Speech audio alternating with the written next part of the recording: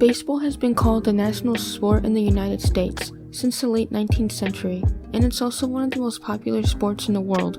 It's a bit hard to believe that there was once a time where no one could sit in their own homes and watch a good old baseball game, or any sport for that matter, on a TV. You either had to go to the game in person or listen to it on the radio.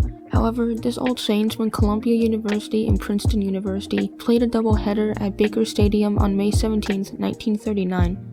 It was the second game that made history when it became both the first televised baseball game and the first televised sporting event in the United States.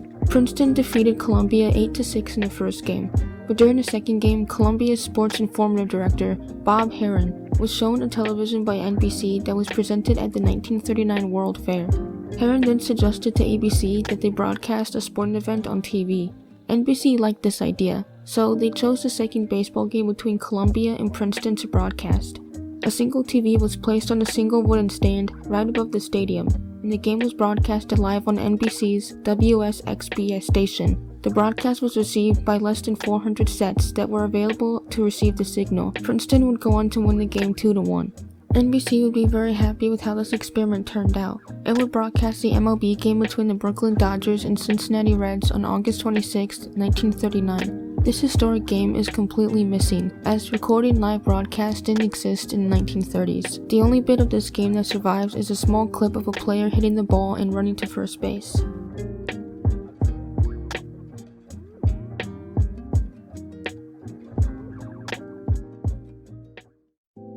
The 1996 Developers Super Finish 200 took place on June 30th at Nazareth Speedway and was the 9th race of the 1996 NASCAR Craftsman Truck Series.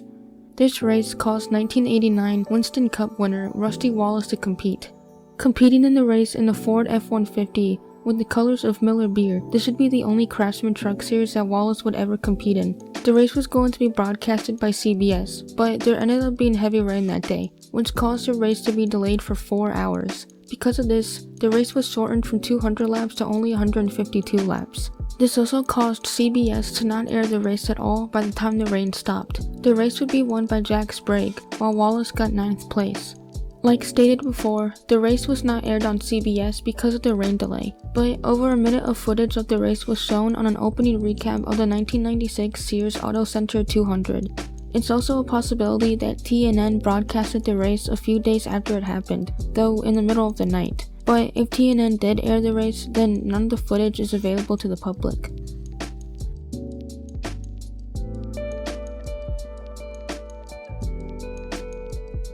What would you do if you only had to pay 10 cents for a beer? I'm sure you'd be super stoked about it, but hopefully you wouldn't start a full-on riot that would result in a baseball game being forfeited. Well, this is exactly what happened on June 4th, 1974, during an MLB game between the Cleveland Indians and the Texas Rangers. The MLB was doing a promotion where they were selling beer for only 10 cents in 12 fluid-ounce cups of 3.2% beer. There was a limit of 6 beers per purchase, but there was no limit on the amount of purchases you made. So yeah, fans were basically served unlimited amounts of beer all night. This wasn't the first promotion like this done by the MLB, so that's probably why no one ever thought there'd be any issues. But this night would prove to be very different, as intoxicated fans would start throwing food and storming the field in the 9th inning. When Rangers pitcher Ferguson Jenkins was hit by a line drive, fans were screaming at Indians players to hit Jenkins again. Many more fans ran out onto the field to either flash or moon the crowd, and one man even ran across the field completely naked. Things got completely out of control by the 9th inning, when one fan tripped a Rangers player, causing the rest of the Rangers team and the fans to storm the field. Only 9 fans were arrested, and the game had to be forfeited. Footage of the game has been hard to find, and it is supposedly in the MLB's productions archives. If the MLB does have possession of the game, then it likely will never be shown to the public given its controversy. The only possible way anyone has of seeing the game is if someone living in the Cleveland or Dallas area recorded it. There is, however, a very small amount of footage used in the documentary about the event.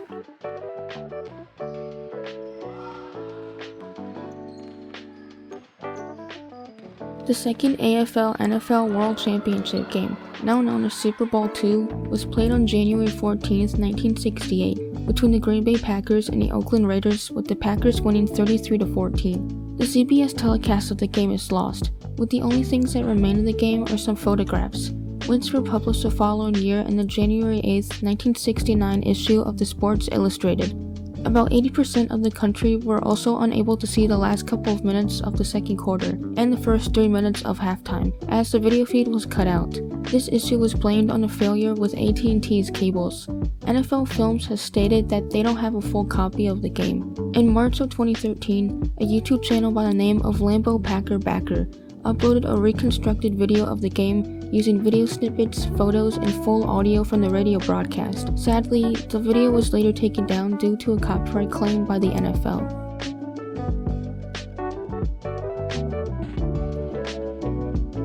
I hope you guys enjoyed today's video.